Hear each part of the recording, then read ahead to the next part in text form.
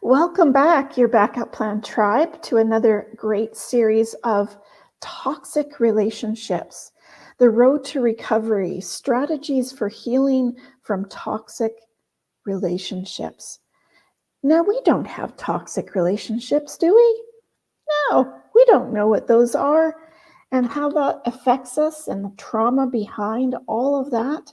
Well, you have a great video today to watch with Stephanie McPhail from Houston, Texas, coming to us to talk about toxic relationships. She's a toxic relationship recovery expert, and I'm so excited to get started. And if you are new here, welcome. My name is Tina Ginn. I am the creator and developer of your Backup Plan app. I'm also a best-selling author of In the Blink of an Eye, just like that. Life happens. Something happens that's life-changing in the blink of an eye. So many people say, Tina, you really hit the nail on the head with that. And yeah, I have, because I've been there, done that. I'm also an emergency preparedness coach, and I'm so excited to have Stephanie McPhail on our show today to talk about things that get us into toxic relationships and how to heal from having toxic relationships. So let's get the party started, and let's see Stephanie come on in a quick sec. In the blink of an eye, life can change dramatically. On our podcast, Talking Taboo with Tina, we delve into these life-altering events with celebrities, authors, and everyday people just like you. You'll also discover your Backup Plan app, a life-organizing tool designed to prepare you for any unexpected circumstance. It's your safety net, taking the sting out of tragedy. Imagine a Plan B that ensures your finances are safe, even in the worst-case scenario. But it doesn't end there. Join our vibrant Facebook group for free webinars on backup planning and secure your future today. Welcome back. Let's bring on Stephanie McPhail from Houston, Texas. She is a business owner, a mom, a wife, an author, a coach, and a toxic relationship recovery expert. That's quite the mouthful, Stephanie. And I think a lot of moms have that whole lot of things behind our name like that, just because we do so many things. So Stephanie, I'm so excited to have you on our show today to talk about toxic relationships and some tips that you might have for our listeners today. So thank you for coming on. Thank you for having me. I'm excited to be able to share what I've learned so that hopefully some people that might still be stuck don't have to waste as much time and can start taking action and make the changes they need to sooner. I wish I would have seen this a long, long time ago. And I'm sure a lot of people, if we could just help one person, that's my ultimate goal always. So thank you for coming on. I'm so excited to hear all of your stories. Where did it all start for you? Well, I used to be really good at choosing really terrible people to try to make relationships with, and it doesn't work out. Quickie background. Why do you think that is, Stephanie? That's a great comment. Well, I think and this is nothing against the church or anything like that, but I mean, I grew up in a very religious household, very conservative household that it was, and my, parents didn't always get along so great, but I learned very early on that your needs were not as important. Other people were more important, and you had to put yourself on the back burner. And once you made promises to someone, you had to follow through on it. And, that was a big thing. That was a hard learning curve for me, because a lot of people are not, they don't follow through on the promises they say, and they do let us down. And, we don't, and it's easy to trust when we've experienced in our past, maybe trusting our parents or other people that we've cared about, but not everybody has our best interest at heart.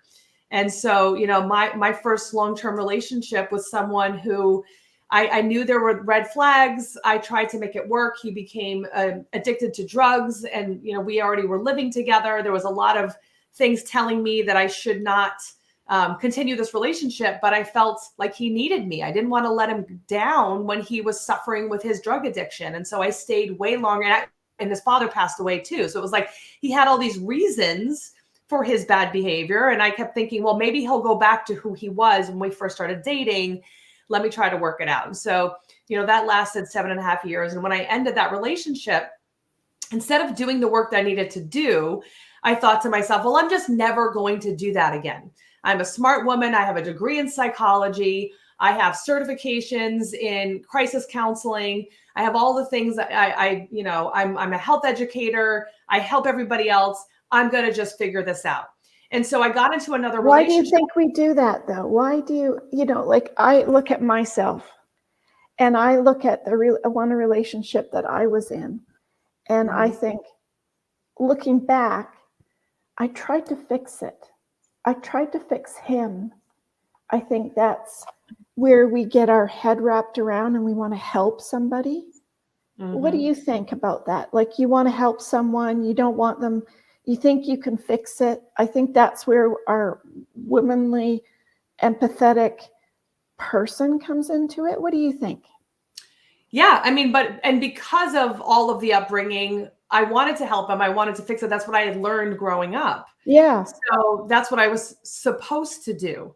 And again, the bigger problem was that not that I was in that relationship to begin with, it's that I ended it and thought, I'm smart. I don't need any help to figure it out.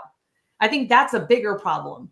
Yeah. Because if we keep telling ourselves, this has nothing to do with our intelligence. I work with very professional women, lawyers, doctors, nurses, therapists, currently have some therapy, like people that are smart. They know the information and they're still in the toxic relationships because they think they can figure it out on their own.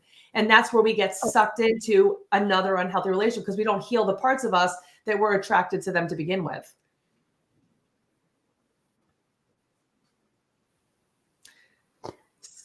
And we don't know that. I guess we don't see it that way. Mm-hmm. I don't know. I think we just don't see it that way. We think we can amazingly fix things. We want to fix it. We want to fix it. We want to be the ones that say that we're able to fix it. We found someone who was broken and we're able to fix it. And anyone who's listening to this, then go volunteer at an animal shelter. Those are the ones that need adopting, not the men or women. I don't care who it is. Or cats. Or cats. That's what I'm saying, the animal shelter. But yeah, do not go and try to adopt your new husband or wife that needs the caretaking and the saving. Make sure that you're healing yourself so that you're looking for another whole person that has also done the work and is also looking to be a partner and best friend. But I think we get tied up and we don't know if they're fixed. We don't know if we're fixed.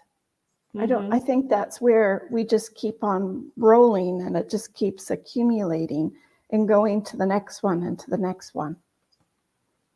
Yeah. And so that's what I was saying before is that, because of that not healing, I went into another relationship. I felt like I was getting older. I had a lot of guilt and shame over ending the relationship with my ex when he needed me most. And, I felt because things got really bad for him. And I felt even though I was losing myself and I knew it was the right thing to do, I still had a lot of guilt and shame that wasn't processed. And so I got into another relationship feeling like I'm getting older. I've never really met the great guy. I'm going to just deal with what I got. And, the next person who came around was someone that I knew.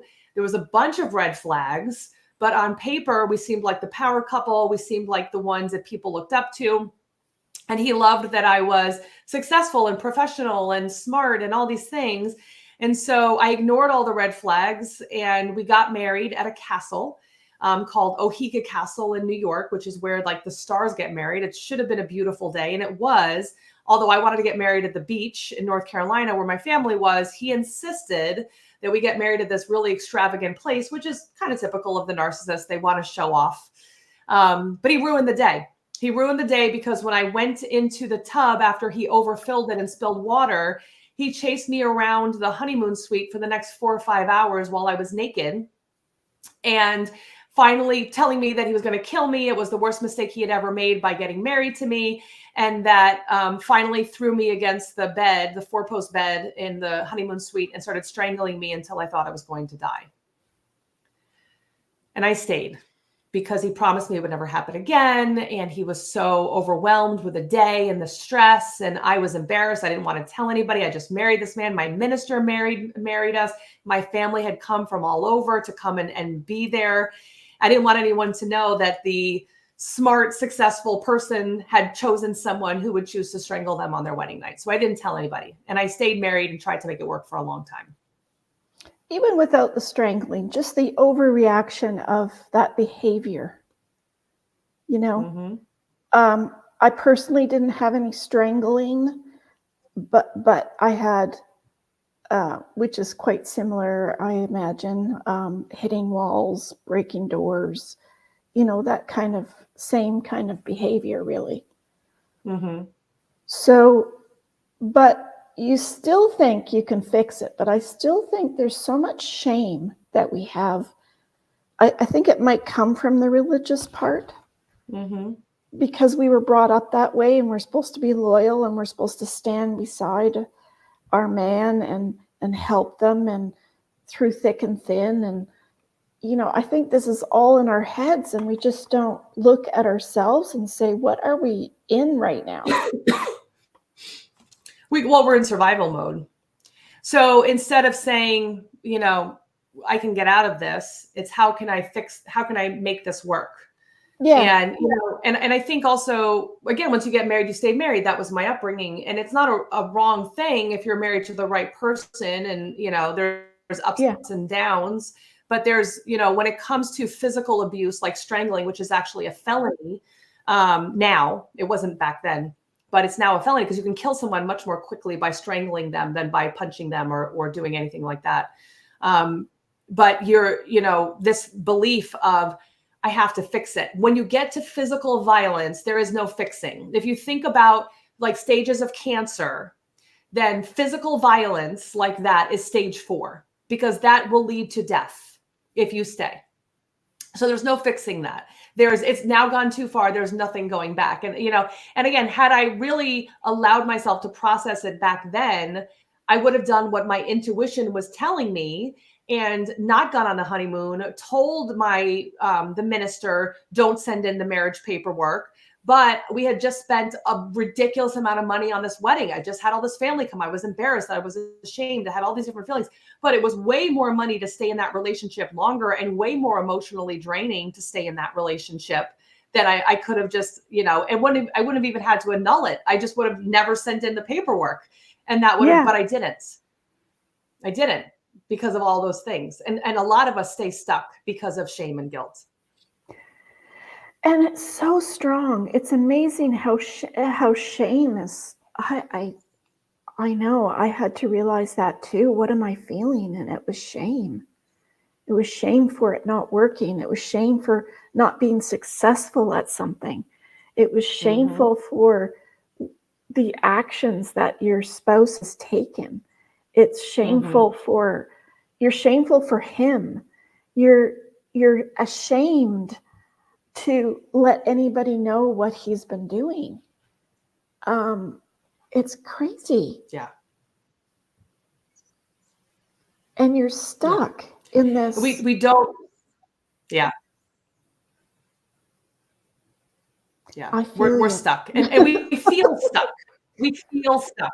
And the thing is that, like, we're not actually stuck. We feel stuck. And the reason why we feel stuck is because of all the things that society tells us, our own limited beliefs about things, all of the upbringing that we've been told over and over again. Those are all things that we're feeling. So we feel like a rock in a hard place, when realistically we can make a decision to do something different. But again, when we're in survival mode, it's hard to think clearly because we don't want to upset them worse. We don't want to let people down. There's all these other big feelings that come along with it. We're not thinking about ourselves. Yeah, and I don't think we feel like we have the support from the outside at the moment. Yes. Because we need so much strength, because you're dealing with two things all of a sudden. You're dealing with the people on the outside that you don't want to be shameful for, and you don't want to let down, and all of this kind of situation.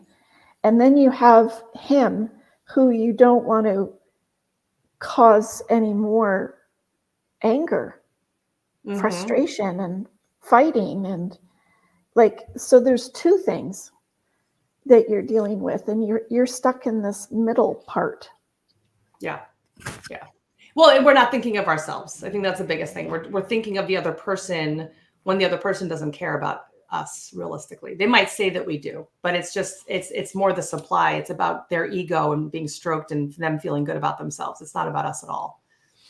But what I find so amazing with these types of people, don't they all, or is that just me saying all? I'm not sure if that's a fact or not, but it seems like all of them are such a different person on the outside with people than they are with the person they're in closed doors. Well, they're really good at having a mask. So they're good at pretending to everybody else. And that's why, they call them the flying monkeys that come in after a relationship ends and they're like, oh my gosh, can you believe that Stephanie got a divorce from them because he's such a great guy? He's so hurt. She's such a terrible person, et cetera, because they don't want to believe that the charismatic person that they know could be capable of some of the horrific things that they've been accused of. They're very good at masking it. Now, the people that they don't respect as much, though, that mask starts to come off. I mean, there were certain people that my ex-husband, like I had a best friend, and because he didn't want me to have that best friend, he went out of his way to bully and make her feel terrible too. And so she was a strong woman. She wasn't letting anyone talk to her that way, but it alienated her more and more from me because I felt less supported from her. She was like, what the heck are you doing? And she'd be picking me up crying after he left me on the side of the road or whatever crazy thing he had just recently done. And, she was hearing all the stories and, he just wanted to alienate her. So she knew who he was while other people didn't see it. So again, it just made her look like the bad person because I also wasn't really free as sharing it either. I was so embarrassed. I didn't want to tell anybody. So she had the information. She was the one I was telling, but I wasn't telling anybody else. So it just made her go into a bad place. I kind of had the same situation. I didn't feel confident enough to share it with other people. Mm-hmm. So I'm not really sure what you're like with listeners listening and they're in the situation, what they need to consider and look at and stop. I know what I would say, but let's see what you'll say.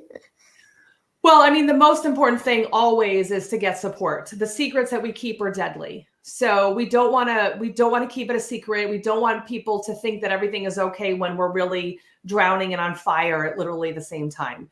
Get those therapists and believe them because, I remember, so, I had gotten a therapist, I gotten couple counseling because I kept saying, we have to figure this out. We have to figure this out. So, I remember at one point I'd gotten a couple counselor and the couple counselor said, I need him to go out of the room. She sent him out and she had this look of fear in her face. And she says, I am fearful for your safety. And I was like, that's nothing compared to what I've seen before. Like minimizing it. I minimized it because that was my way of coping with it. I didn't want, and I was like, you haven't even seen anything that bad because and it was bad. On the outside, looking back again, it was like, oh my gosh, it was terrible the way he was behaving, even in front of that therapist. But then we would go to the therapy appointment and then he wouldn't talk to me for a week because he was mad at what I had said. Why did she have me leave? I got in trouble for that. I got in trouble for her telling me that she was fearful for my safety. Or like if he didn't like what I had said in the session, another week of not talking to me or whatever. When I finally got, when I went to go get an order of protection, I went with an advocate, a domestic violence advocate. And she said, okay, because I had tried to do it on my own and I hadn't gotten the order. So I went to the advocate and she's like, okay, so what we have to do is we have to be really particular about the events and how they've transpired so that we can share that this is a consistent thing so that we can ensure that you get this order of protection. And I said, okay. And so I start telling her, and one of the things I say very nonchalantly is, and he strangled me on our wedding night, and he spit on me, and he kept me from leaving, and he left me on the side of the road. And I'm just like listing them, no reaction to them. And same kind of thing. She'll look on her face of horror. and her saying, you realize that he could have killed you really quickly when he started strangling you. And I'm like, well, yeah. I mean, again, minimizing it. So like, when we start sharing with these people that are professionals, like this is what they did, we need to be prepared to listen to them, not make excuses, not try to, bring that information back and try to educate the abusive person on what we're learning, because they just use that to weaponize us, or, weaponize the information against us. And, when I talk about one of the things of what everybody who's in a toxic relationship, we go through these different phases. And one of them is that we might recognize there's a problem. So we go through, we're like, there's something not right. So what a lot of us do in that place is we actually go and we start really focusing on researching. We become experts. Maybe the other person doesn't know that we're researching, but in our spare time, we're researching. Oh, so we learn about narcissism, about sociopaths, about, all the different types of mental illnesses that could possibly make them behave this way. So we learn all this information, and then we become addicted to trying to teach them that what they're doing is wrong, trying to overly explain to them what we want and what they should be doing. We become addicted to trying to make it work, and then even when we've ended the relationship, a lot of times we're still have that addiction. Maybe, and because of the insecurity, maybe I was the wrong one. Maybe I was the one who caused this. That was a problem that I had to deal with. I really did have this feeling like I'm the commonality. So maybe I'm making these guys do this.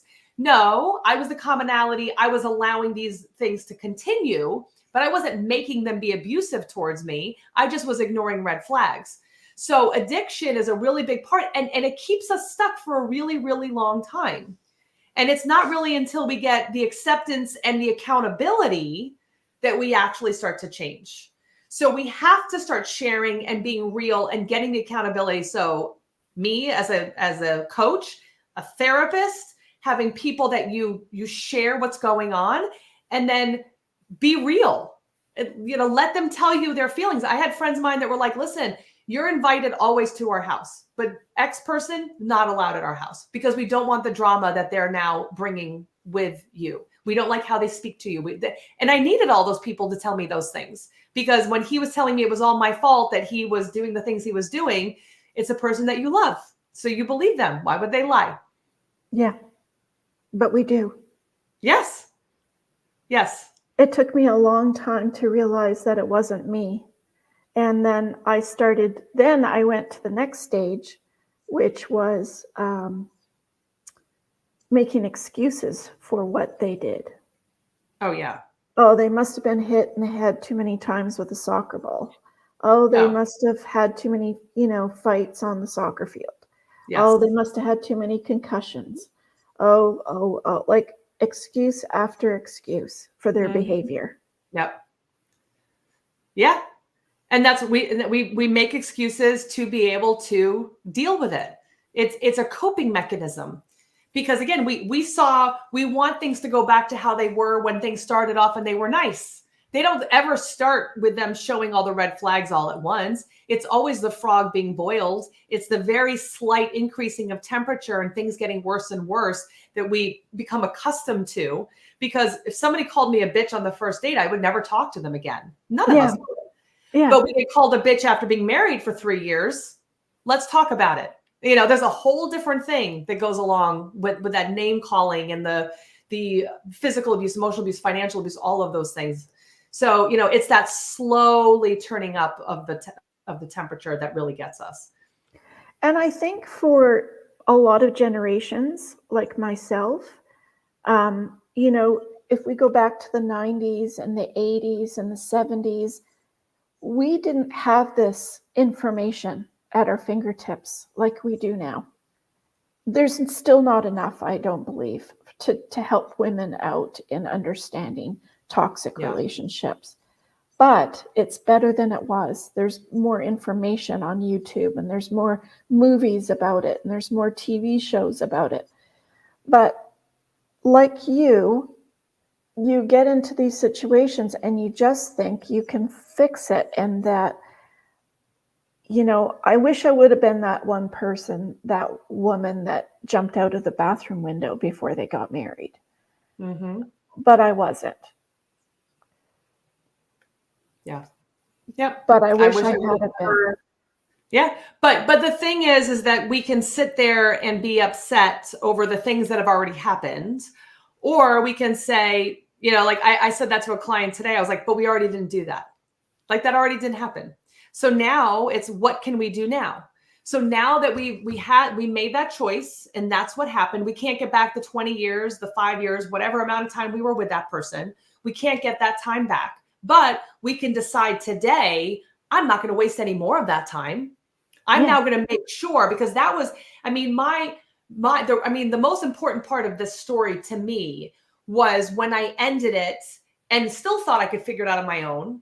And then finally, all of these horrible, horrible things started happening to me health-wise. I got a blood clot. My grandmother passed away. I got a DWI. I got I had other than the blood clot, what else? I sprained my ankle. had a pink eye. It was like I got ghosted by a guy I was dating. Like all of these bad things just started happening to me. And I was like, what is going on? Like, what is wrong? And when I ended up in the emergency room with a sprained ankle, and note to anyone who does go through a divorce, make sure you take your ex-husband off the emergency contact, because he walked into the emergency room after I sprained my ankle. But as he's there, my ex-husband, who had caused me all this trauma, the doctor's in there, and the doctor's like, you have a severely sprained ankle. I, in that moment, heard a voice clear as day that said to me, you need to be your own knight in shining armor, and you need to save yourself. And I knew, hearing that didn't mean me do that by myself, because I had done that before and that had not worked. What I needed was to make it now my mission to never do that again. And that meant I had to get a team. I had to get people that knew more than I did, because as smart as I was dumb when it came to relationship. I had to admit that I didn't know what I was doing. And I think that part, it's hard to let go. It's hard to say, I don't know. I don't know what I'm doing. It's not that you're not good enough. It's not that you're not smart. It's not any of those things. But hey, the past has showed me that I'm not good at this. I need someone who is, to show me what to do, because I kept ending up in the same place and it kept getting worse. And I didn't want to ever waste my time and do that again. So creating your team, getting those people that really help you. And, I talk about the 6 different steps that I use to heal.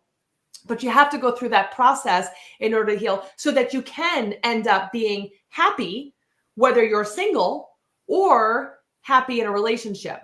But there's no more lowering our standards. We're going to choose happiness no matter what moving forward. And we're not going to be afraid to speak up and use our voice if we're not in a place where we feel good, where we feel supported, and all of those things in our future relationships. And safe. 100%. And safe, when you do the healing, safe becomes the obvious. Yes. Where before, it might not have been as much as it should have been. It was not, and so I think there's really that healing that needs to come in of, hey, I'm going to only be with someone who, sometimes it's like, well, I want to be with someone who doesn't curse at me. Well, when you do the healing, that's the obvious thing. Like if somebody cursed at me, like if my husband now started cursing at me, it would be done. It would be done. And we'll be married almost 9 years. It would be over. So, there's things that are different. And he says, I could never even imagine calling you the names that your ex called me. I'm like, because you wouldn't, number one. But number two, you also know I wouldn't, sit around and listen to you do it. I wouldn't be okay with it. But I had to change that about me. Where before it was like, oh, he cursed at me. What was wrong? What was the matter? Enabling all that kind of behavior. The important thing is to really focus on that healing part. And it's possible for any of us, no matter what we've experienced, any of us can really create that change for ourselves with the right support.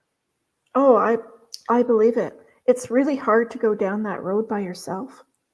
Yes. I don't know. And it's hard to share and to be able to bring it out of what's stuck inside you, to share it. It seems like it's like the end of the world, because it's so shameful and so I can't do this. If you could just feel like you could open up to someone and really explain what's happening. So what kind of, before we go on, we're about halfway, and I wanted to make sure, our listeners knew that your information was down here in the description box below for Stephanie.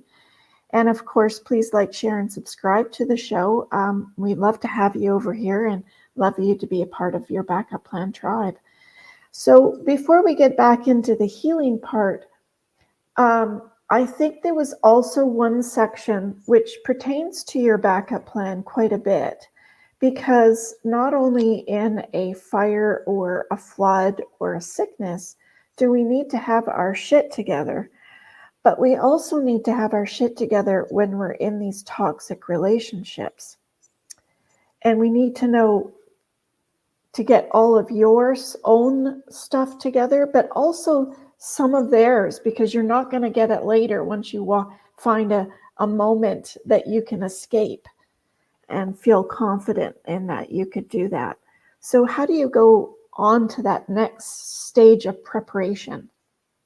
So prepping for it, one of the things that I did, and I actually talk about this in my book, Being Loved Shouldn't Hurt. It's part of one of the chapters. I think it's chapter 3. But, preparing yourself for leaving. So I was lucky in my situation. I was the breadwinner. The women that I normally work with, they're the ones making the money. But a lot of the times, even if we are the breadwinner, the other person has a lot of say over our finances. So what I started to do is we had a rental property. And so that person would pay us in cash. So I would basically skim off the top.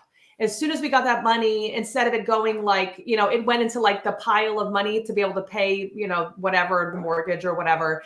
I would take $20 here, $60 here, and put that to the side. So I had my hiding place, my stash of money that was not, or if I went to the supermarket, I would take out an additional $20 or, wherever I could that was not as traceable for the money, not as noticeable. Those were all things like buy a pack of gum and spend $20, $25 because you've gotten the gum and the other things. It's not as noticeable on your record. So I definitely recommend, no matter where you're at, start putting money to the side so that you have it. Another thing that I did is I created my escape bag that I had in my trunk. Now you have to be careful, because if they're going through your stuff and they're going to start questioning, you do want to make sure that you're safe. If it's your car and they don't go in there as much, there might be even or whether or not it is your car or not, maybe there's a hiding place that you can put some of that stuff. But I kept that around. Or at a friend's house or something. At a friend's house, that's a great idea. Somewhere that they wouldn't think to look at. And in that escape bag, there should be some money, a little bit of money. You should always have the ability to get to that money. And again, your friend's house would be a great place to hide that money so that you can grab it on your way if you need to get out quickly. But any kind of medical records that you need, any medications, there should be a few days worth of any medications that you have. A copy of your marriage certificate needs to be in there. If you have a copy of your passport or driver's license, all that should be in there. Your insurance cards, all that should be in there.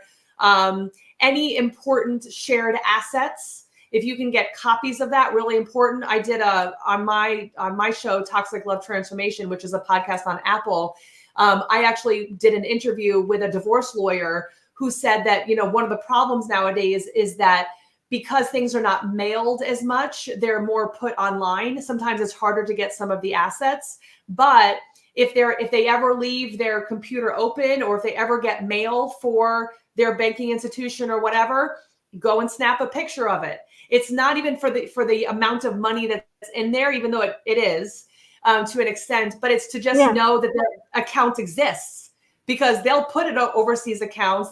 Some of them will swear that they're bankrupt, that they're not making any money in their business to try to get out of sharing money with you. So anything like that, if you have children together, make sure you have your children's information as well. Have a place that you can go to. So I know that for a lot of people, going to a domestic violence shelter feels pretty terrible. Remind yourself this is a for now. It's not a forever. So you're not going to always be in that domestic violence shelter. There's nothing, you're not a bad person or a low life or any of those things you might have told yourself. Literally anybody can end up there. But that would be the safest bet, especially if you have kids, because no one's allowed to know where those are. So that's a really good bet. What I did for myself, and I had that in the back of my mind. I also did not want to go to a domestic violence shelter, But I did have a friend of mine who caught wind of how things were in my marriage. And I had known her since we were in 5th grade, but she wasn't someone I spent a lot of time with. And so she reached out to me and said, if you ever need to get out quickly, come to my house. And so like when she first said it, I was like, okay, thanks. And I kind of just like smiled and nodded. When things went down and I decided this is it, I'm leaving, I called her up and said, were you serious? Because I'm ready. And she said, yep. And so I went with my stuff and spent the next 6 weeks or more. No, I'm sorry. It was 3 months going back and forth from her house, which was almost an hour away from work as opposed to 15 minutes. But I knew he wouldn't find me there. So like I pay attention to who was behind me when I was driving places. Every time I went anywhere, I would make sure he wasn't following me. But it was my safe place because, and she also said, she's like, and don't worry, I have surveillance cameras all over my house. I have a really great system. So I knew that I was safe there. So I spent that time there, left my dogs at my house. That's another thing they like to try to use is I'm going to hurt the animals if you leave. As much as that's scary, and I did have my heart break when I left my pets with the fear that maybe he might do something, I also had to put myself first for once, and I had to take the chance. Luckily, he didn't do anything to my dogs. That was just a threat that he had made. But I left knowing that he might destroy my house. He might hurt my dogs. I don't know what he's capable of, but I am out of there. I can always start new somewhere else. It's not, it's less scary. It's not less scary. That's the wrong word. It's when we have that commitment to, I'm going to do it. We have to realize we got to let go of those other things and allow ourselves the safety and possibility of getting out of there and everything being okay. Absolutely. I totally agree with you. I find it funny though, because for some reason, when you choose to go, there's no turning back. It's not like a switch where you can kind of stay there. And like, I'm not like that. Once I made up my mind, I have to move forward. Yeah. Yeah.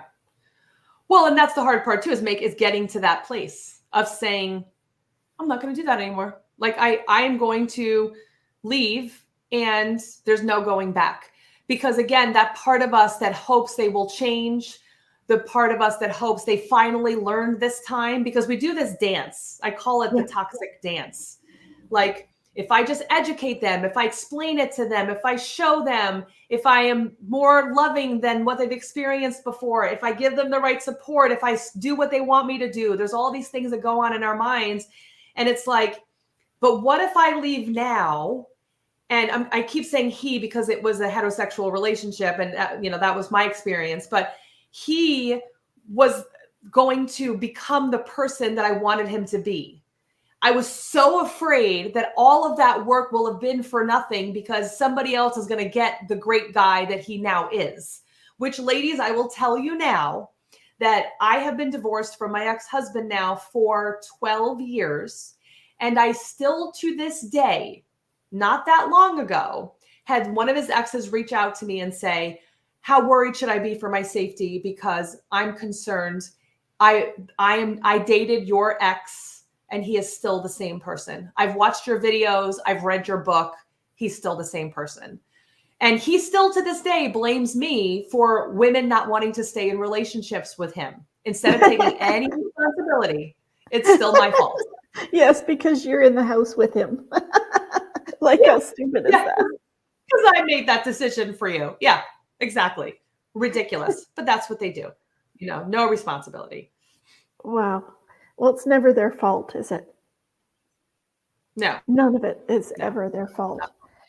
No. So for healing, moving on to the next stage after you've got the courage and the wherewithal to move on and get out and get somewhere safe and be kind and selfish to yourself. What happens with the healing now? Well, that's the big thing. So, I'll share the steps that I teach my clients and that I think that are really important is that once we get out, That's where the real healing comes. So it can feel really overwhelming because here you were, it's like running a marathon and being like, I'm so exhausted. This was so tiring. All I want to do is sleep. I don't want to deal with any of this stuff. That was all the stuff that you dealt with in the relationship. Then you get a divorce and it's like, there's that much more work. It's like another marathon on top of it. And then after that divorce is finally finalized, then now you have your 100-miler that you have to do. And, it's like, oh my gosh, is this ever going to end? But that's the part, that 100-miler is the part that will make or break your future in healing. So when we end that relationship, we get that divorce, then what we have to do is now take that time to focus on ourselves. Do not get into another relationship. Do not avoid the feelings that come up. Our intuition is to say, ooh, that really hurts. Let me find someone that's going to make me feel better. Or let me get involved in something that's going to have me ignore the big feelings that I have. Because the biggest thing that is after this is we feel like we're not good enough. There's something wrong with us, all these different things. So we want to fill that void. If we fill that void with other people, places, or things, we're continuing on these codependent patterns and we're going to end up with another taker. And takers are the narcissists. As codependents, we're the givers. So if we give without boundaries, we're going to keep ending up with these people. So we have to heal those parts of ourselves first before we move on. And I'll say this too, if we heal ourselves, we get to know who we are, our self-esteem increases, and then who we start looking for to be a partner for us, we stop coming from a place of, let me prove to them that I am worthy of them. We start coming from a place of, let me see who will be a good fit for me. And so I call that the educational dating phase, where we start saying, is this person good for me? Is this what I'm looking for? When you know yourself, you know the good, the bad, and the ugly. So like, hey, I need someone who's got these types of qualities. I like someone who has these types of values. You get to know what's going to work really well for you. And we're not afraid to end things if we don't see them working out well. So really important to do that first. But how do we do that? Number one, identify. How did we get here? Where in my childhood have I noticed these patterns before? Is there similarities? Have past relationships ended the same types of ways? Really start identifying where we see those patterns. That's number one. Number two, build a team. We don't do this by ourselves. We don't. Do some people do? Yeah, every once in a while, just like you hear someone live to 106. It's not super common. Yeah. It's not, normally doesn't happen that way. There normally will be people that will keep repeating it. So we've got to make sure that we build a team, get those experts, get those people that inspire us, that support us, that are there for our best interests. The next one is we've got to discover who we are. We've got to build up our self-esteem. We've got to learn what our passions are. What were we put here to do? Because it's not to suffer and deal with these toxic people. So the discovery phase is really important. The next one is understanding self. What are the limiting beliefs that I had about relationships? What is the BS I've told myself? And it's actually belief systems, but BS works just as well. Yeah. What's the BS I've told myself? All the good guys are taken. I'm too old. It's not possible for me to create healthy relationships. I'm not attractive enough. If I change these things about me, better people would like me. Better people would want me. Look at those and learn about those limiting beliefs that we have. Number 5 is pursue. Pursue learning you. And what I mean by that is pursue connecting to self, connecting to communication, to being able to feel like you are worthy, connecting to your gut, to your instinct, that little voice inside of you that said before things continued on, hey, things are not good. We got to reconnect to that because we lived a lot in fear, mistaking it for intuition because we're afraid of being alone, of not being good enough, all of that, when really our intuition was probably there saying, end this relationship. But we ignored it because of all of the other things that we thought we were people pleasing and doing for everybody else. And then the last phase is, what's your new goals? If your goal is no longer to focus on trying to make this relationship work and trying to figure out what's wrong with them, and now your goal is to be happy, well, what are the things that you're going to do? What are the new big things that you have that you can focus on so that you can start creating a wonderful life? And we want you to be living from a place of fullness and love and joy, being single, so that when we do start dating for educational purposes, we're looking for people that are going to add to our lives, not take away from our lives. Where before those people were takers. Again, we want people, imagine if 2 givers came together and were both giving towards each other. that's a beautiful relationship. But we have to get to a point where we're feeling deserving and start setting those goals. And again, setting those goals of maybe finding a healthy relationship or whatever, that also means doing those fun things that you waited for somebody else to do with you before. You know, my ex-husband, like, he wanted to go out to dinner every Friday. I was like, I don't want to go out to dinner every Friday. I want to go travel. Well, we don't have any money for traveling. No, we don't have money for traveling when we're spending $400 a week on fancy dinners. Don't have money for that. But after I ended that relationship and did my healing, I traveled cross country by myself. I met up a friend. I went from New York and drove all the way to Montana, met up a friend in South Dakota and finished the trip with her from there.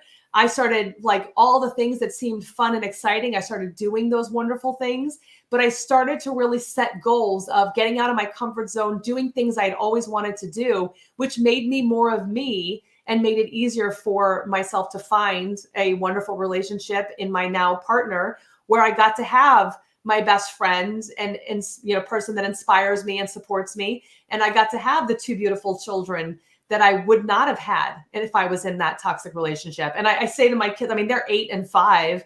And, I say to them, like, you're lucky that I chose your daddy to be your daddy, because you would have a whole different life if I would have chosen, the other person. And anyone who has to deal with that can understand, like, you're lucky to have that gift of your children, but having to deal with that co-parenting is really difficult. But, again, what are your new goals for yourself? What is it that you want for yourself moving forward?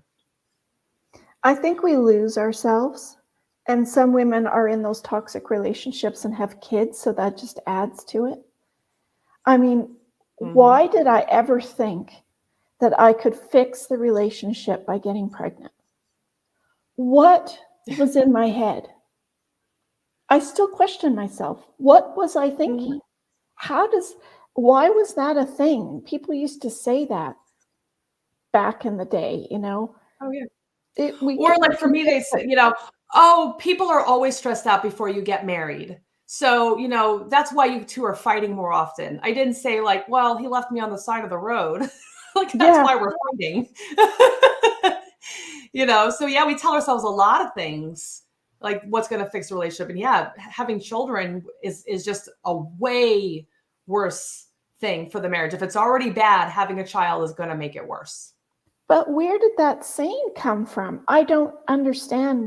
Maybe from back in the day when women just stuck with their relationship. Give the man a son and he'll be happy. I think it's also just a way to control and manipulate women. That's a whole other conversation. But, if women have a voice and are able to leave, it's much easier to leave when they are single than when they have children. We feel much more stuck when we have children. So it's a great manipulation tactic. Like, oh, but if we have a family, there's a better chance she'll stay. Yeah, she'll stay because it's harder for her to go out and get a job or for her to get supported. It's not impossible, but it is more difficult. Yeah. Especially in where you're coming from. It's one thing to be strong and go out and get a job and have a career and whatever, but it's another thing going as a broken down piece of crap that they've just kicked you to the curb with. And now you've got to find work or find a better job or find a place for your kids, be there for your children. Like, it just creates this whole other difficultness. Like you said, it's just so difficult. When you're broken, it's hard to come out of being broken already, But it's possible. And I think, I felt like I was broken. And I think it's more, we don't have the tools. We don't know what we need. And again, we're in survival mode. We are super strong, amazing people. And it's really beautiful that once we start doing the work, I have people, clients that are like, wow, I didn't realize how much energy I actually had. Yeah, you didn't, because so much of it was being siphoned off before you even got to use it. So whatever great things you've already been doing, you've been doing it with like a lead weight attached to yourself. So imagine once that's gone, now you can just focus on your kids or yourself or your career or other things. Everything's a lot easier. It sure is. And broken is more of like, the good thing, we can fix that. Like if we admit like, hey, I'm screwed up. I don't know what's going on, but I'm screwed up. We can get help. It's the ignoring that we're screwed up that becomes the real problem. Well, yeah, because we're broken, we need to get help with both support and therapy of some sort to be able to get the strength to know what's next. I think, like you said, when you're in survival mode, it's fear. It's all based around fear. And I remember just being so scared. I'd be scared if I heard his truck pull up on the driveway. I'd be scared if I heard him get up in the morning. I was just scared all the time. Yep. And you can't I would come home from work and see his car in the driveway and think, who am I walking into? Yeah.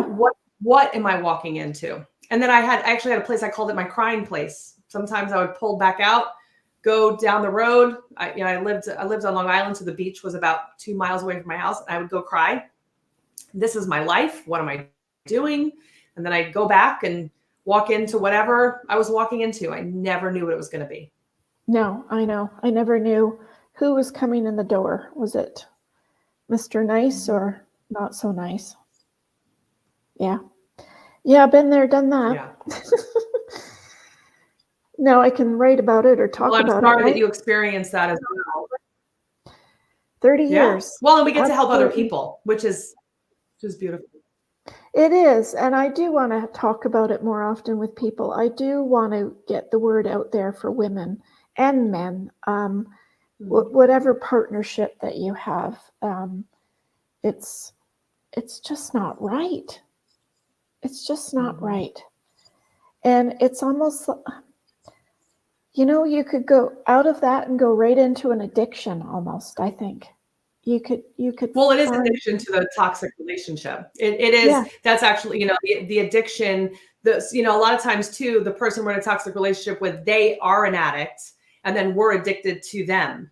And so, like, there's addiction on both sides, and just like any addiction, there's the withdrawals that are one part, but the emotional addiction takes much longer to heal than just the withdrawals themselves from the person themselves or the drug of choice. Do you think the actual physical abuse is worse or less than the emotional? A lot of people will talk about that. I mean, I definitely, the parts that I had to get over was the emotional abuse. That was like, the physical abuse was scary and made me jumpy and that kind of stuff before I did the work. But realistically, the emotional abuse is because it's so beat in you. It's like way in there. Yeah. And so like all of a sudden, it's like, oh, I have this, I've been telling myself this story of I'm not good enough or it's not possible, but it's not because I believe it. It's because my ex told me that I needed to shut up and that nobody cared about what I had to say. And, I needed to stop talking and stop sharing my opinions. And, those things where like, why am I out and not talking? I'm a very social person. I'm a huge extrovert. Why aren't I talking? Oh, because it got into my subconscious that I was not good enough by him continuing telling me that and behaving that way, that became my automatic. So the relearning of all that can be difficult. And that's the voice that starts to be in our head of how we're not good enough. Yeah. Yeah. It's hard to get out of that part. And that, and that's why I think, as much as I love therapy, like what we do with our clients is my husband, David, and I work together. And, what he does is something called Psych K, which is high speed mindset change. And that helps heal the subconscious. So it's in the same family as EMDR and NLP, which are great ways of helping people heal the subconscious. But Psych K is so cool because it works so quickly and under the surface, so that you can just change those automatic beliefs into more positive ones. So it doesn't have to take years and years of therapy to heal. Sometimes it's as little as one session, but we have to change the way the neurons fire. We have to change what those automatic beliefs are so that we can go from the negative to the positive and therefore make those changes real instead of just thinking about the changes. Right. No, that sounds awesome. What kind of final message would you like to get the listeners? The lesson for all of you is no matter what you've experienced, no matter what you've seen, no matter how long you've dealt with it, it is not only possible for you to change, but you deserve to do the wonderful things that you were put here to do. The world deserves the wonderful things that you were put here to do. And again, it was not to suffer with these toxic people. You have a beautiful gift that nobody else has. Go out there and live it, because that is the gift of your life, to be able to do that. Oh, thank you. That's beautiful. And I totally 100% believe that. When you've been there, done that, it's so true, isn't it? So It is. true. And it's a whole world.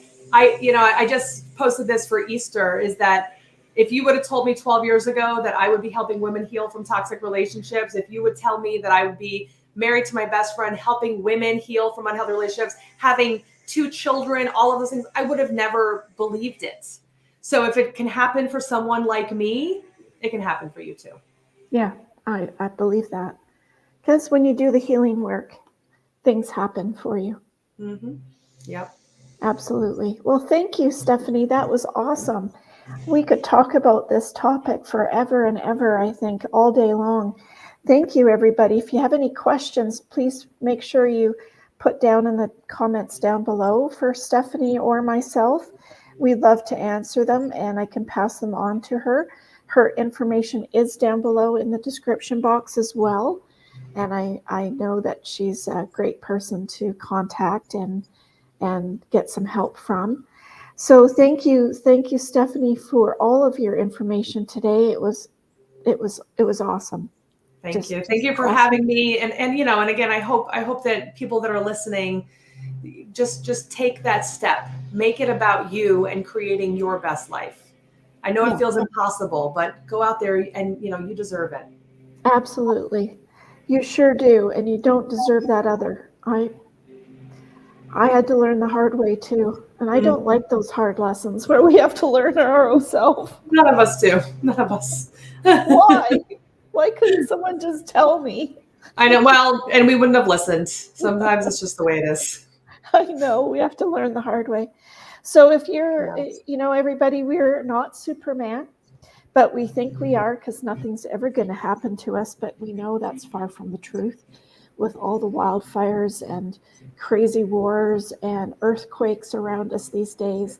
Have a plan, be prepared.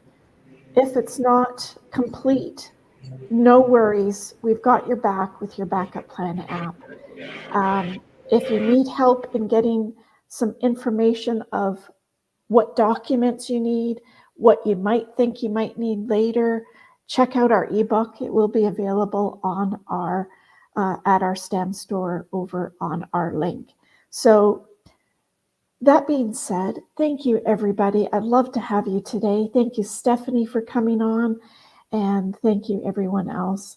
Thank you so much. And stay safe and be kind, everybody. Till next week. Bye for now.